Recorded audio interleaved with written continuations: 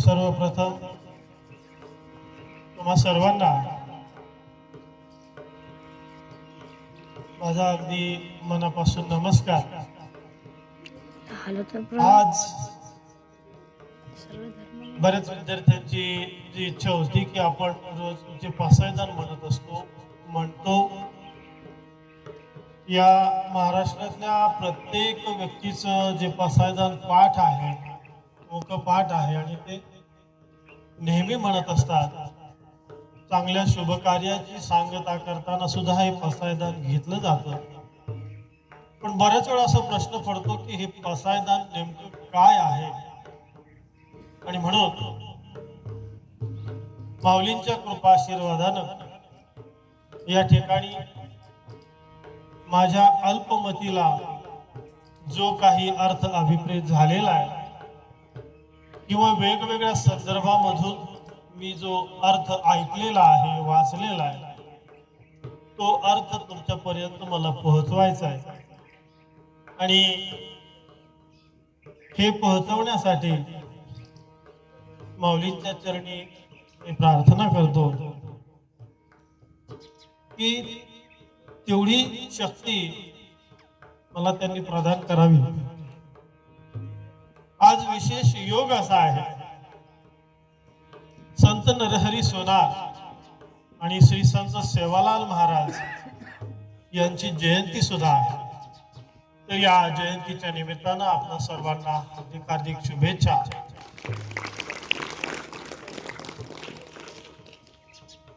पुंडलिकावर देव हरी विठ्ठल श्री ज्ञानदेव तुकाराम हा जय घोष ऐकला की आपोआप आपले हात जवळ येतात आणि टाळ्या वाजवू लागतात। ही आपली वारकरी संप्रदायाची संस्कृती आहे। हे पासायदान नेमकं काय आहे? संत तुकाराम महाराज म्हणत असतात, जे जे आपणाशी ठावे ते ते इतरांशी द्यावे, शहाणे करून सोडावे सकळ जन। जी जी गोष्ट आपल्याला माहिती आहे, जे ज्ञान आपल्या जवळ आहे, हे ज्ञान इतर प्राणी मात्रांना देणं, सकळ जनांना, सगळ्या लोकांना द्यावं आणि सगळ्यांना शहाणं करून सोडावं, ही आपली वारकरी संस्कृती आहे, संप्रदाय आहे। आणि म्हणून हे जे पासायदान आहे, हे पासायदान आपल्यापर्यंत पोहोचलं पाहिजे। पासायदान हा वेगळं काही नाही, श्री संत ज्ञानेश्वर माऊलींनी आपल्या गुरूंकडे श्री संत निवृत्तीनाथ महाराज यांच्याकडे मागितलेला प्रसाद आहे। मग या ज्ञानेश्वरीची उत्पत्ती कशी झाली? हे ज्ञानेश्वर महाराजांचं अवतार कार्य आहे। ही जी भगवद्गीता होती संस्कृत मधली, या भगवद्गीतेमध्ये श्रीकृष्णानं अर्जुनाला सांगितलेले जे तत्वज्ञान आहे, ज्या वेळेला अर्जुन हताश झाला होता, रणांगणामध्ये शस्त्र ठेवून खाली बसला आणि अर्जुनाला सुचत नव्हतं आता काय केलं पाहिजे। सगळं इष्ट लोक आपल्या समोर उभी आहेत आणि त्यांच्याशी युद्ध करण्याची वेळ आपल्यावर आलेली आहे आणि अर्जुन स्वतःला क्षीण समजू लागला, त्याची क्षमता कमी होऊ लागली। आणि याच वेळेला या विश्वाचा निर्माता श्रीकृष्ण यानं अर्जुनाला जे तत्वज्ञान सांगितलेलं आहे, हे तत्वज्ञान म्हणजेच ही भगवद्गीता आहे। आपल्या या शास्त्रामध्ये, अध्यात्मामध्ये या भगवद्गीतेला प्रचंड असं मोलाचं स्थान आहे, आद्य स्थान आहे। आणि मग ही आपल्या सामान्य लोकांपर्यंत कशी पोहोचली पाहिजे, जीवन कसं जगावं, येणाऱ्या संकटांना तोंड कसं द्यावं, ताठपणे समर्थपणे कसं उभं राहावं, हे सगळं या ठिकाणी ही भगवद्गीता शिकवत असते। आणि मग ही भगवद्गीता जर शिकवते तर ही माझ्या महाराष्ट्राच्या मातीतल्या लोकांना ती समजावी, सहजपणे ते शहाणे व्हावेत आणि आपलं जीवन आनंदात आणि समाधानात व्यतीत करावं म्हणून संत ज्ञानेश्वर माऊलींनी आपल्या गुरूंजवळ संत निवृत्तीनाथांजवळ हे दान मागितलं आणि त्या दानाच्या स्वरूपामध्ये ज्ञानेश्वरी अवतरली. आपण खूप भाग्यवान आहोत. ज्ञानेश्वर महाराजांचा सहवास कदाचित या मातीला सुद्धा लाभला असेल ज्या मातीत आपण बसलेलो. ज्ञानेश्वर महाराजांचं जन्मगाव आपल्या जवळ आहे. तुम्ही बऱ्याच जणांनी ते पाहिले. त्या जन्मगावी ज्ञानेश्वर महाराजांवर किती अत्याचार झाले हेही आपल्या सर्वांना माहिती आहे. त्याच्यानंतर पैठण हे जे तीर्थक्षेत्र आहे, नाथ महाराजांची भूमी, या ठिकाणी सुद्धा ज्ञानेश्वर माऊलींना आणि त्यांच्या भावंडांना किती त्रास झाला हे तुम्ही सर्वजण जाणता आहात. त्यानंतर ते भ्रमण करत करत नेवासे येथे गेले आणि नेवासे येथील मंदिरामध्ये ते जेव्हा बसले होते त्यावेळेला गुरूंच्या आज्ञेनं वरून भगवद्गीतेचं निरूपण त्यांनी साध्या मराठी भाषेमध्ये आपल्या लोकांना कळावं त्याच्यासाठी सांगायला सुरुवात केली. आणि ज्ञानेश्वर महाराज जसं जसं सांगत होते, माऊली जसं जसं सांगत होते तसं तसं लिहून घेण्याचं काम श्री सच्चिदानंद बाबा यांनी केलेलं आहे. आणि म्हणून ज्ञानेश्वरीचे लेखक म्हणून ते अजरामर झालेले आहेत श्री सच्चिदानंद बाबा. आणि ज्ञानेश्वरी ही भगवद्गीतेचं सार ज्ञानेश्वर महाराजांनी सांगितलेलं आहे आणि ही लोकांपर्यंत पोहोचवण्याचं कार्य श्री संत सोपान काका यांनी केलं. आपण शेवटी जेव्हा या गोष्टीचा समारोप करणार आहोत त्यावेळेला आपण पसायदान करणार आहोत. पसायदान म्हणजे प्रसादाचं दान. हे प्रसादाचं दान ज्ञानेश्वर माऊलींनी आपल्या गुरूंना मागितलं होतं. पण किती विशेष गोष्ट, प्रसाद या शब्दाऐवजी माऊलींनी पसाय हा शब्द वापरला. पसाय हा खूप मृदू कोमल असा शब्द, तो प्रसादाचा आहे परंतु त्याचा भाव अत्यंत कोमल आहे. ज्ञानेश्वर माऊलींना इतका त्रास दिला आयुष्याच्या शेवटच्या क्षणापर्यंत, तरी पण माऊलींनी समस्त जगासाठी ती विश्व प्रार्थना केलेली. खर तर पसायदान ही एक विश्व प्रार्थना आहे. समस्त विश्वाच्या कल्याणासाठी केलेली ही आर्त प्रार्थना, आर्त हाक आहे. आणि म्हणून या पसायदानाला विश्व प्रार्थना असंही म्हटलं जातं. आता पहा, ज्ञानेश्वरांनी पसायदान सुरू करत असताना आता हा शब्द वापरलेला आहे. तसं पाहिलं तर आता हा शब्द आपण बऱ्याच वेळा अशा अर्थी वापरतो, आता बस झालं, आता सगळं संपलं, आता थांबलं पाहिजे, आता कुठेतरी हे सगळं सोडून दिलं पाहिजे, हा भाव मनामध्ये येतो. खरोखर ज्ञानेश्वर माऊलींनी आता हा शब्द खूप उपयोजनात्मक पद्धतीने वापरलेला आहे. आता हे माझं अवतार कार्य जे आहे, परमेश्वराने मला या पृथ्वीवरती जे जन्माला घातलेलं आहे, हे माझं अवतार कार्य आता संपुष्टात आलेलं आहे. कारण त्या कार्याचा फक्त एकच भाग होता आणि ही भगवद्गीता श्रीकृष्णाने दिलेली ही माझ्या जनसामान्यापर्यंत पोहोचावी, त्यांच्या सरळ साध्या सोप्या लाघवी भाषेत पोहोचावी, हाच माझ्या जीवनाचा उद्देश होता. आणि हा उद्देश माझा सफल झालेला आहे. आणि हा उद्देश सफल झाल्यानंतर आपल्या सर्वांना माहिती आहे की आळंदी या तीर्थक्षेत्राच्या ठिकाणी ज्ञानेश्वर माऊलींनी समस्त वारकरी संप्रदायाच्या सहित समोर त्या ठिकाणी जिवंत समाधी घेतली. आणि म्हणून त्या समाधीला संजीवन समाधी असं म्हणतात. म्हणजे पहा, या पसायदानातला या ज्ञानेश्वरीचा प्रत्येक शब्द आपलं महत्व टिकवून ठेवतो. ज्ञानेश्वरांनी किती विचार केला असेल या सगळ्या गोष्टी तुमच्यापर्यंत पोहोचवत असताना. आता विश्वात्मके देवे तेने वाग्यज्ञ तोषावे, तोषोणी मज द्यावे पसायदान.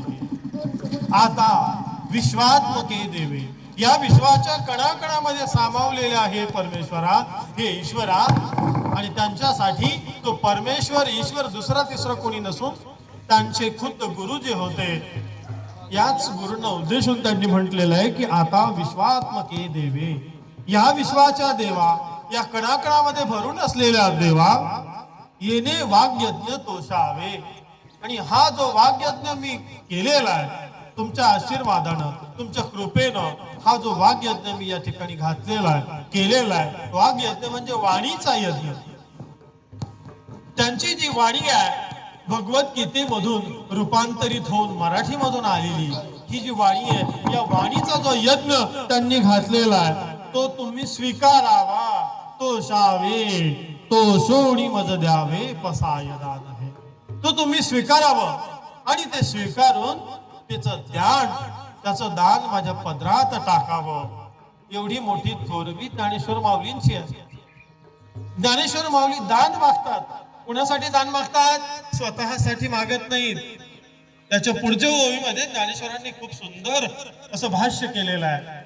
आयुष्यभर ज्या समस्त जगातल्या लोकांनी त्यांना त्रास दिला, जन्मल्यानंतर त्यांच्या आई वडिलांना देहत्याग करायला लावला, त्यानंतर त्यांच्या वेगवेगळ्या विधी करून त्यांना ब्राह्मण समाजात घेतलं नाही. ज्ञानेश्वर विठ्ठलपंत कुलकर्णी असं त्यांचं नाव होतं. कुलकर्णी म्हणजे ब्राह्मण होते, पण त्यांचा जो जनेऊ घालण्याचा विधी असतो, जानवं घालण्याचा विधी असतो, तो सुद्धा त्या कर्मठ लोकांनी त्या काळी होऊ दिला नाही. तरी पण त्या विधीसाठी आणि इतका त्रास दिला, भिक्षा दिली नाही, उपाशी राहावं लागलं.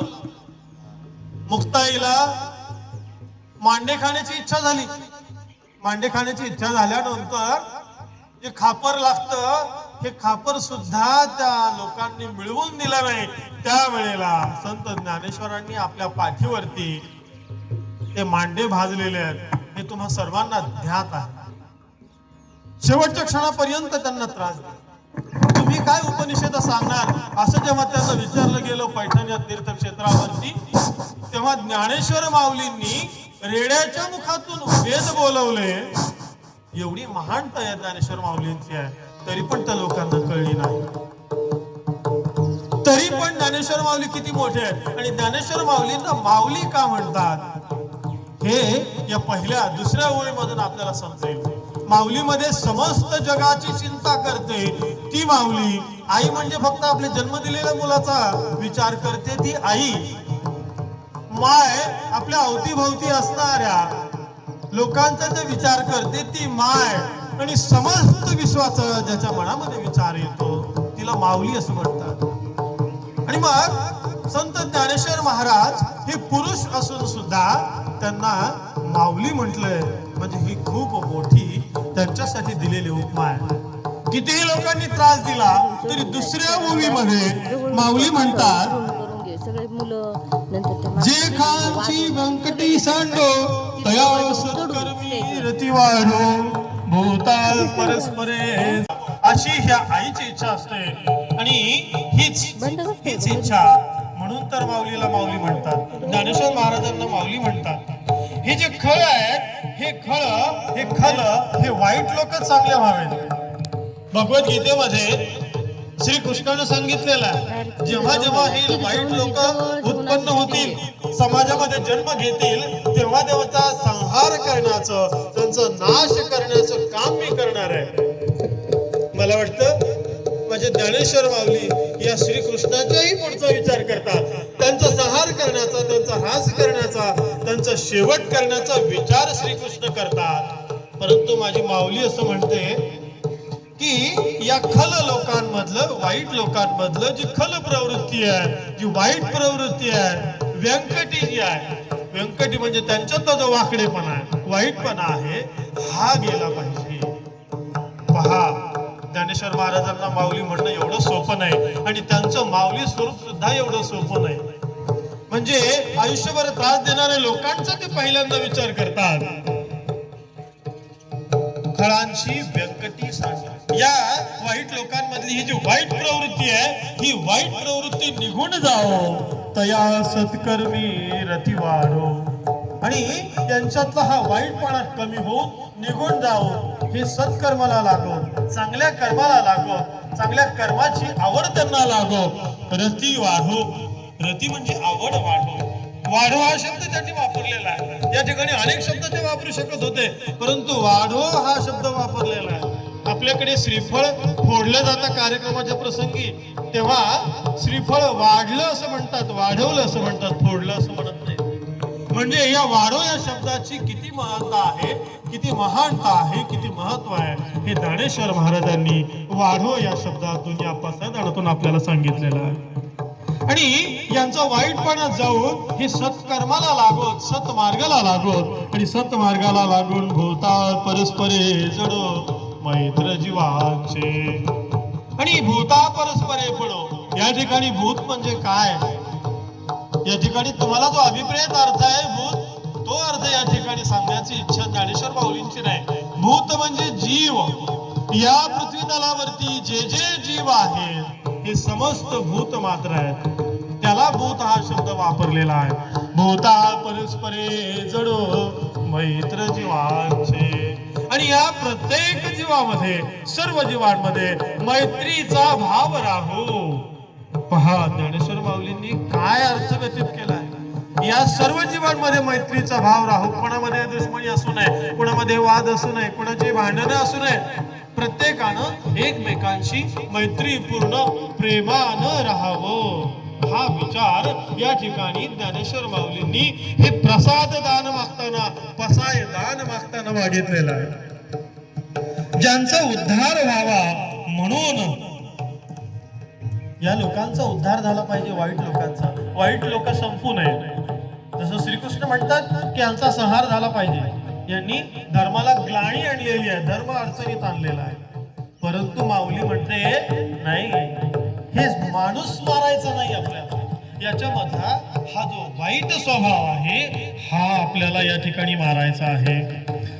सांडो हा शब्द त्यांनी खूप सुंदर वापरलेला आहे. सांडो म्हणजे काय, सोडून दिलं पाहिजे, गळून पडलं पाहिजे, स्वतः होऊन गळून पडलं पाहिजे, हा सांडो या शब्दाचा अर्थ आहे. निघून जाणं हा अर्थ अभिप्रेत नाही, स्वतः होऊन ते गळून पडलं पाहिजे. इतकी मोठा अर्थ या ठिकाणी ज्ञानेश्वर माऊलींनी आपल्याला या पसायदानातून दिलेला. दुरितांचे तिमिर जाओ विश्वस्वधर्म सूर्ये पाहो, जो देवांशील तो ते लाहो प्राणी जात. काय कमाल आहे. माऊलींची शब्दांची योजना किती सुंदर आहे बघा. माऊली काय म्हणतात, जो जे वांछील तो ते लाहो. जो जे वांछील, या पृथ्वी तलावरचा जो जो जीव आहे हा प्रत्येक सर्व त्याला मिळो. काय विशेष गोष्ट आहे. आयुष्यभर खरतर आयुष्याचा प्रवास केला, कितीतरी लोकांचा त्रास सहन केला, तरी पण त्या लोकांसाठी माऊली सांगतात जो जे वांछील तो ते लाहो. प्राणी जात, सगळ्या प्राणी जातीला त्यांची जी इच्छा असेल ते ते मिळावं. पण एवढं सोपं आहे का ते? एवढं सोपं नाही ते. प्रत्येकाला प्रत्येक गोष्ट मिळू शकणार नाही. ती कधी मिळू शकते? दुरितांचे तिमिर जाओ विश्वसधर्म सूर्ये पाहू. दुरितांचे तिमिर जाओ. दुरित म्हणजे काय? दुरित म्हणजे पाप, अंधार, अज्ञान. मग या ज्या सगळ्या गोष्टी आहेत, या सगळ्या गोष्टी जेव्हा निघून जातील आणि तिमिर जेव्हा येईल, तिमिर म्हणजे प्रकाश, ज्ञान, अनुभव, या सगळ्या गोष्टी जेव्हा येतील, विश्वस्वधर्म सूर्ये पाहू. स्वधर्म हा शब्द फक्त स्वधर्म नाही वापरलेला, त्याच्या जोडीला विश्वस्वधर्म हा शब्द सुद्धा वापरलेला आहे. स्वधर्म फक्त स्वतःच्या पुरता स्वधर्म नाही, पण विश्वधर्म म्हणजे संपूर्ण विश्वाचं कल्याण करणारा माझा जो धर्म आहे तो धर्म. या ठिकाणी हिंदू धर्म, मुस्लिम धर्म, शीख धर्म, ईसाई धर्म, हा धर्म ज्ञानेश्वर माऊलींना अभिप्रेत नाही, याचा विचारही ते केलेला नाही. स्वधर्म म्हणजे स्वतःचा धर्म. तुम्ही मनुष्य जन्माला आलेला आहात आणि तो तुमचा धर्म आहे, आणि तो धर्म तुम्हाला या ठिकाणी आयुष्यभर बरोबर घेऊन जायचा आहे, आणि तो धर्म आहे मानवता धर्म. आणि हे जे तेज आहे, अज्ञानातून ज्ञानाकडे जाणारे हे तेज आहे, हे तेज जेव्हा प्राप्त होईल तेव्हा विश्व सधर्म सूर्य पाहू. हा सूर्य म्हणजे आपल्याला माहिती आहे रात्रीच्या अंधारामध्ये अनेक वाईट गोष्टी चालत असतात, काळ्या गोष्टी चालत असतात. पण जसं सूर्य वर येतो आणि स्वतःचं अस्तित्व दाखवू लागतो तेव्हा या सगळ्या गोष्टी संपुष्टात येतात, संपतात, अज्ञान संपत आणि तिमिरातून तेजाकडे जाण्याचा मार्ग सुरू. तेज म्हणजे ज्ञान, तिमिरातून तेजाकडे. आणि या समस्त विश्वासाठी स्वतःचा जो धर्म आहे तो पाळला जर प्रत्येकानं या सूर्यासारखा. सूर्य स्वतःचा उजेड देताना असं काही म्हटलं नाही की लिंबाच्या झाडाला जास्त गरज आहे त्याला माझा सूर्यप्रकाश जास्त मिळू दे, या कांबीच्या शाळेतल्या विद्यार्थ्यांना माझ्या जास्त प्रकाशाची गरज आहे, या कांबीतल्या शाळेच्या विद्यार्थ्यांना जास्त प्रकाश मिळू दे असं म्हणत नाही. या ठिकाणी या प्रत्येक कणाला हा प्रकाश मिळावा. आणि जर असं झालं तरच जो देवांशील तो त्याला होत प्राणीदान. आणि असं जर झालं तरच जास्त असं जर झालं तरच या ठिकाणी प्रत्येकाला जी जी त्यांच्या मनातली इच्छा आहे ती 100% पूर्ण होईल. पहा ज्ञानेश्वर माऊलींनी तुमच्यासाठी हे दान मागितलेलं आहे. वर्षत सकळ मंडळी ईश्वर निष्ठांची मांदियाळी अनवरत भूमंडळी भेट तू भूता. मागच्या ओवीतून पुढच्या ओवीत ज्ञानेश्वर माऊलींनी प्रवेश केलेला आहे. प्रत्येक ओवी जी आहे ही एकमेकांशी अगदी घट्ट बांधलेली आहे, तिचं नातं खूप घट्ट आहे. एका ओवीतून दुसऱ्या ओवीत प्रवेश करावा लागतो, एका ओवीतून दुसऱ्या ओवीत जाता येत नाही. ही प्रत्येक ओवी एकमेकांवरती अवलंबून आहे. मागच्या ओवीमध्ये असं आपण पाहिलं जो जे वांछील तो ते लाहो. जेव्हा हा विश्व स्वधर्म जर आपण अनुकरला, बाळगला तरच जे जे आपल्याला इच्छित आहे ते मिळणार आहे. आणि हे मिळणार असं जर झालं तर वर्षत सकळ मंगळी ईश्वर निष्ठांची मांदियाळी. आणि मग या भूमीवरती, या पृथ्वीवरती सतत सकळ सतत सुंदर मंगलमय वातावरण तयार होईल. वर्षत सकळ मंडळी. आणि या पृथ्वी तलावरती मंगलमय असं वातावरण सतत वर्षत राहील, सतत येत राहील. ईश्वर निष्ठांची मांदियाळी.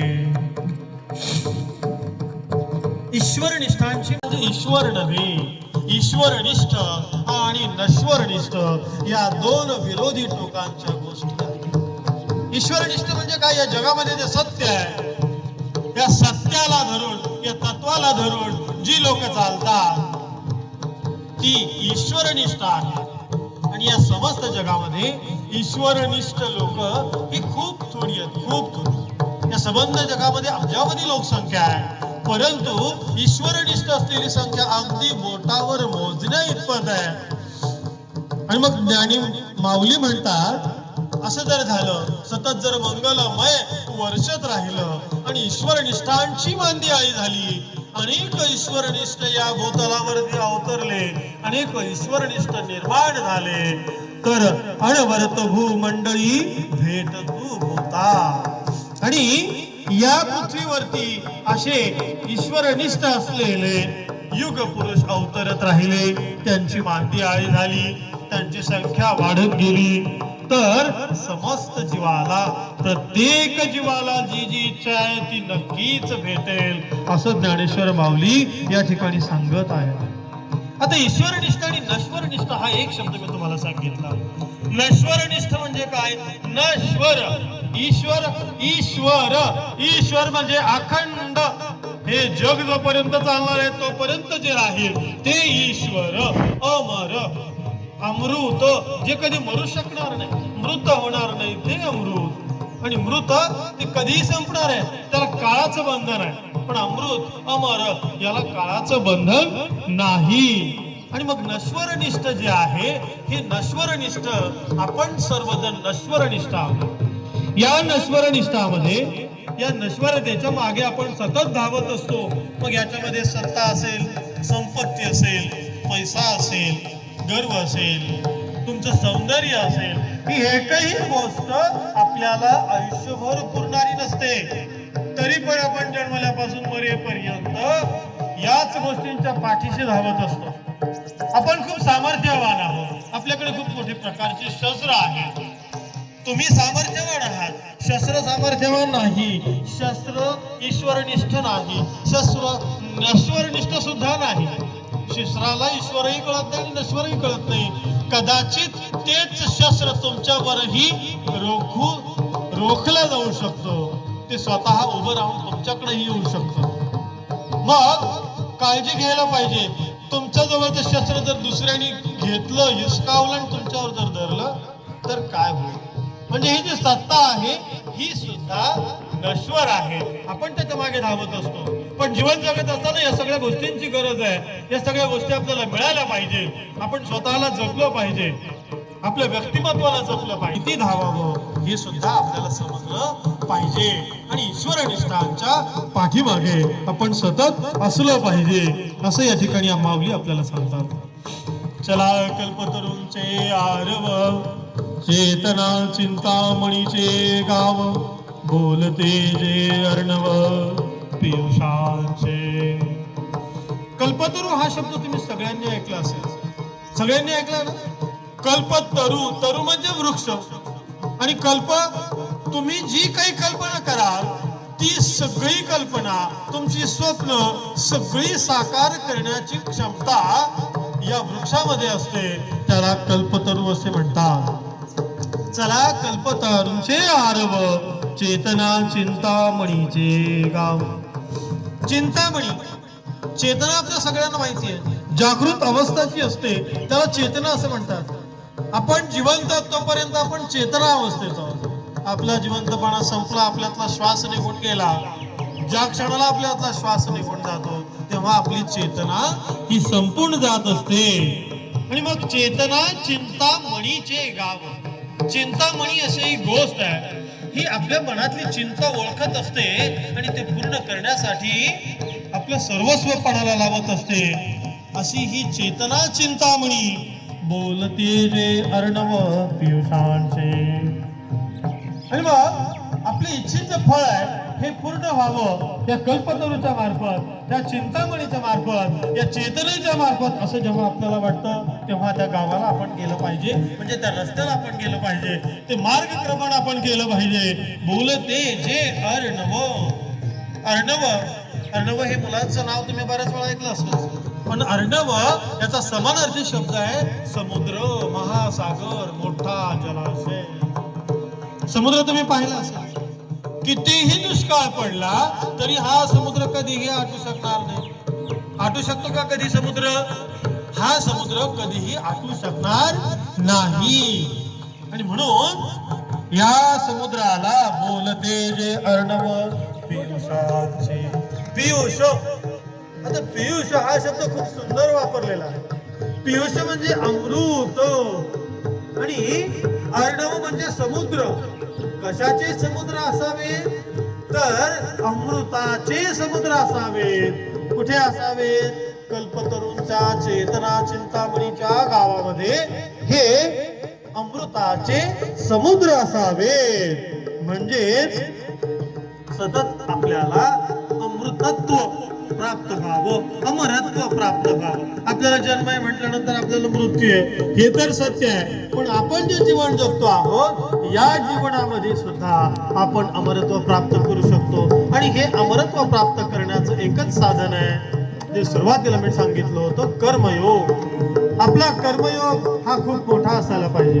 तुम्ही विद्यार्थी दशेमध्ये आहात आणि म्हणून आपल्या विद्यार्थी दशेमध्ये आपलं कर्म आहे अभ्यास करणं, आपल्या गुरुजनांचं, आपल्या आईवडिलांचं, आपल्या घरातील थोर व्यक्तींचं सगळ्यांचं ऐकणं, आपले संस्कार चांगले करून घेणं आणि आपलं जीवन चांगल्या पद्धतीने माहिती. सत्जन जे सतमार्गावरती चालतात ते सज्जन, जे दुसऱ्याचं वाईट कधी करणार नाही, दुसऱ्याचं वाईट होईल असं कधी त्यांच्या मनात येणार नाही, ते सज्जन.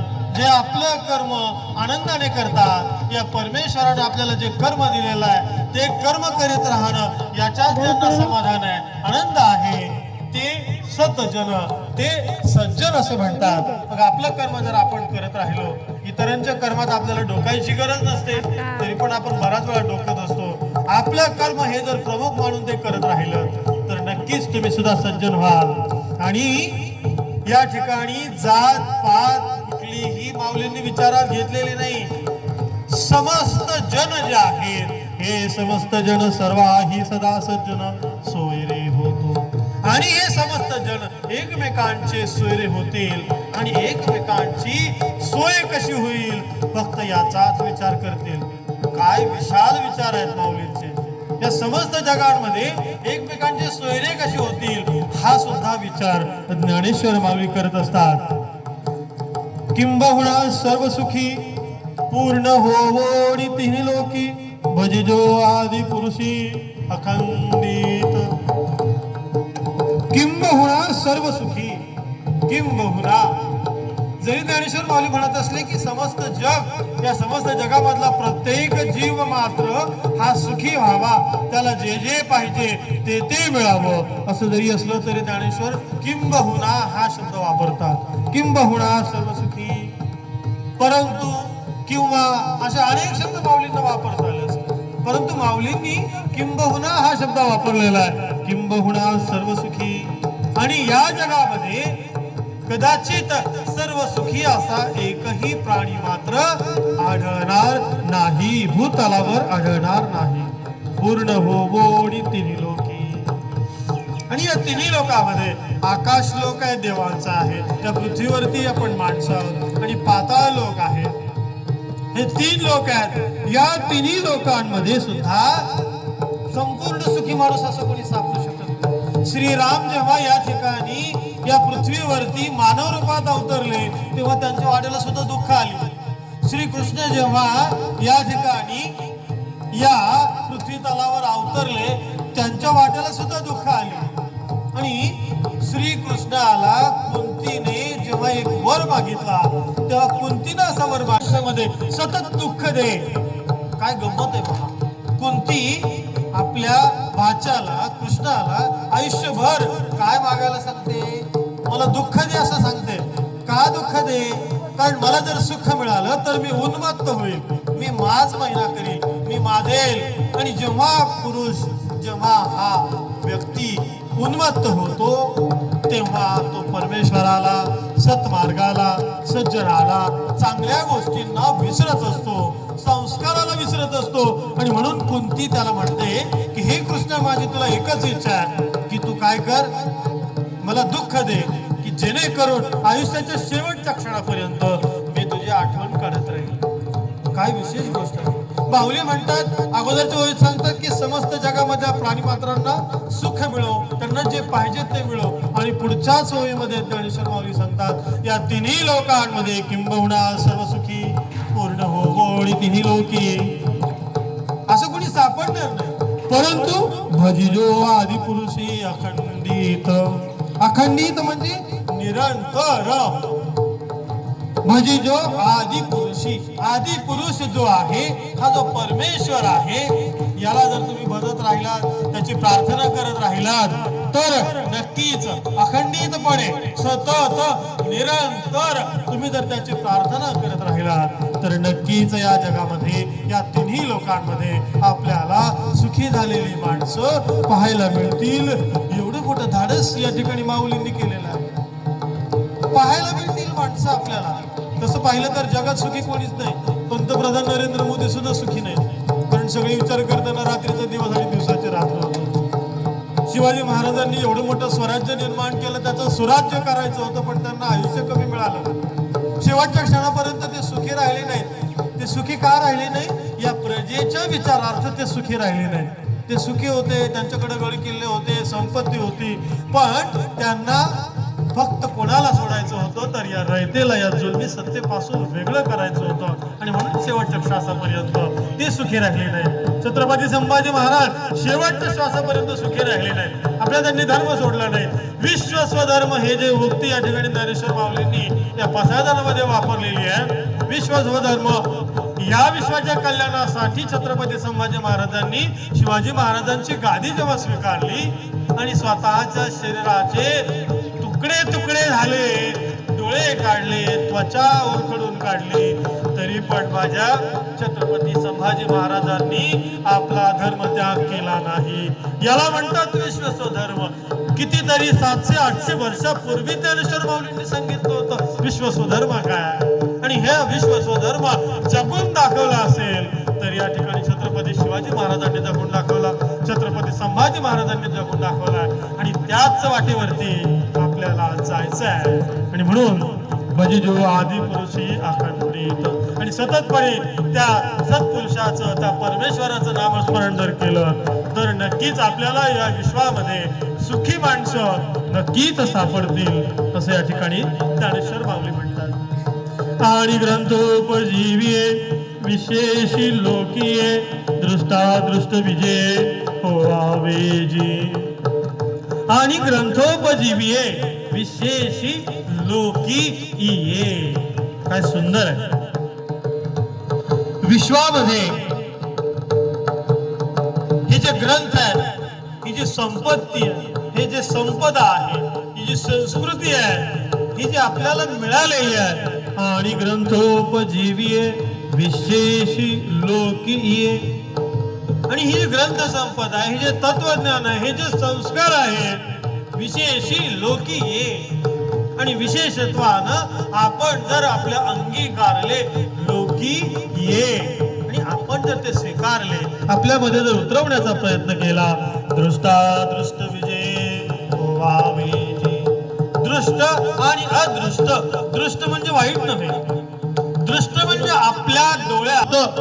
आणि जेव्हा या ग्रंथांचे संस्कार आपण आपल्या बरोबर घेऊ, शिकवण आपल्या बरोबर घेऊ, तेव्हा जगत असताना जन्मामध्ये आणि जन्मानंतर दृष्ट आणि अदृष्ट समस्त मानव जात स्वतःवरती विजय मिळवू शकते. दृष्टादृष्ट होवावे जी. पहा ज्ञानेश्वर माऊलींची उक्ती काय, किती प्रचंड मोठा विशाल आहे. विशाल असा विचार ज्ञानेश्वर माऊली करतात. जन्मतः आपल्याला जो धर्म मिळतो, हा धर्म आपण जर या ग्रंथांच्या विचाराच्या संस्कृतीच्या माध्यमातून जर व्यतीत केला तर नक्कीच आपण या ठिकाणी सुखी होऊ शकतो, आनंदी राहू शकतो, आणि स्वतःच्या या जन्मावरती विजय मिळवू शकतो. आणि या समस्त जगासाठी, या जगातील या पृथ्वी तलावरती प्रत्येक जीव मात्रासाठी, प्राणी मात्रासाठी ज्ञानेश्वर माऊली, ज्यांना माऊली असं म्हटलं जातं, या माऊलीने ही प्रार्थना मागितलेली आहे. आणि शेवटच्या ओवीमध्ये, 9व्या ओवीमध्ये ज्ञानेश्वर माऊली आपल्या सद्गुरूंना, निवृत्तीनाथांना संबोधन करतात.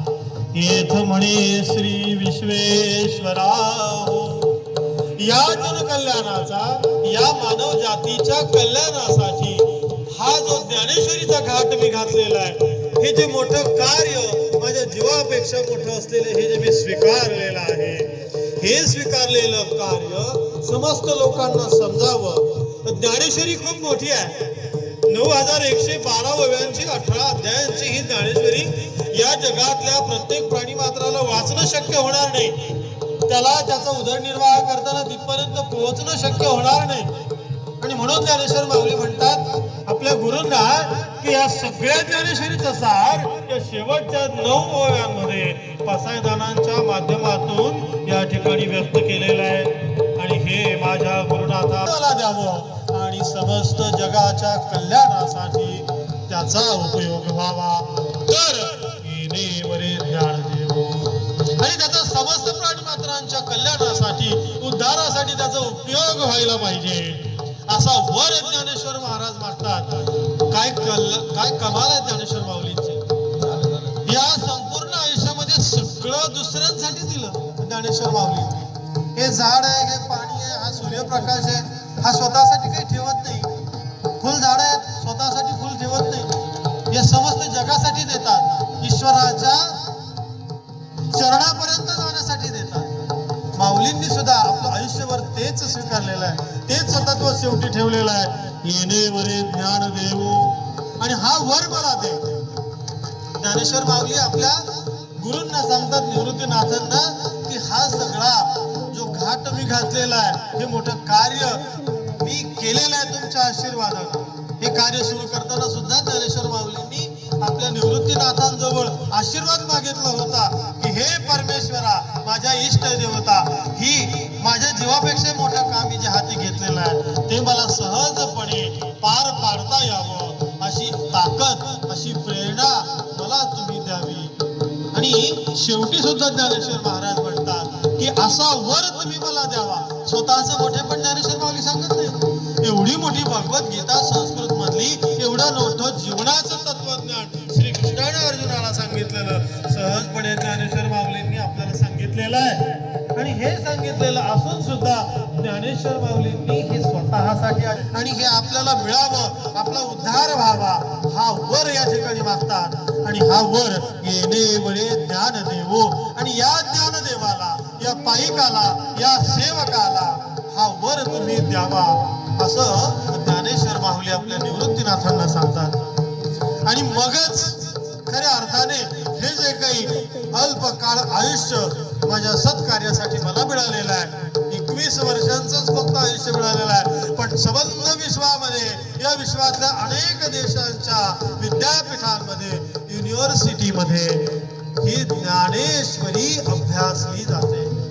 एका एका शब्दावरती, एका एका ओवीवरती या समस्त जगांमध्ये अनेक ग्रंथ संपदा तयार झालेली आहे. एवढी महान ज्ञानेश्वरी आपल्या सर्वांच्या जवळ आहे. आणि या ज्ञानेश्वरीचा सुंदर पद्धतीनं आपण आनंद घ्यायला जर शिकला तर मला वाटतं आपला हा कर्म सिद्धांत नक्कीच चांगल्या पद्धतीनं जाईल.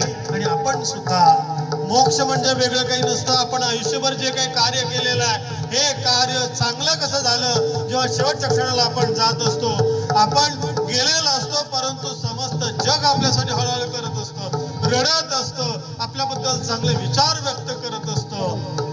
पद्धतीनं लोकांच्या कल्याणासाठी आपण वापरलं, स्वतः चांगल्या पद्धतीनं आयुष्यात उभे राहा, आणि आपल्याकडे जेव्हा जेव्हा जास्त येईल तेव्हा तेव्हा समस्त जगासाठी त्याचा उपयोग कसा करता येईल, समाजासाठी कसं वापरता येईल, याचाच सिद्धांत, याचाच विचार या ठिकाणी श्री संत ज्ञानेश्वर महाराज माऊली यांनी आपल्या सर्वांपर्यंत पोहोचवलेला आहे.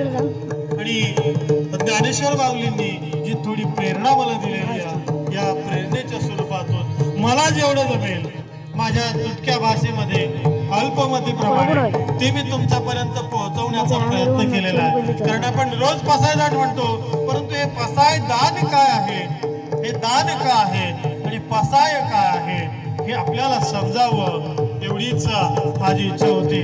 आणि म्हणून या ठिकाणी तुम्ही सर्वांनी खूप छान पद्धतीनं मला प्रतिसाद दिला, त्याबद्दल मी आपल्या सर्वांचा खूप खूप ऋणी आहे.